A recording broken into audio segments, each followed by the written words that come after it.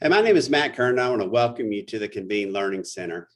What is this group? This group is just a basic place that you can come and learn everything that you need to know about how to do things in Convene.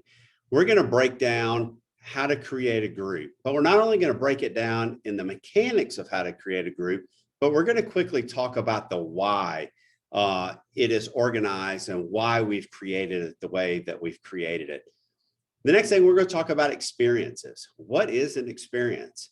And so we're going to really break it down of how you write experiences, the mechanics of it, but we're going to talk about why it's important and why we have made this the way that we have made it.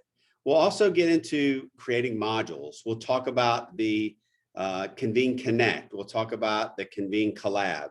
So we're going to talk about all the things Convene in this learning center that you can come through and you can take the courses, you can go through it at your own pace, and you can really learn everything that you need to learn about Convene communities to be successful right here. So I'm glad you're here. This is a group where you can ask questions, you can ask me questions, you can ask our team questions. We'll be right there with you in the discussion board. And we just look forward to working with you and letting you go out wherever you go in Convene and be successful. So thanks for being a part of Convene Communities.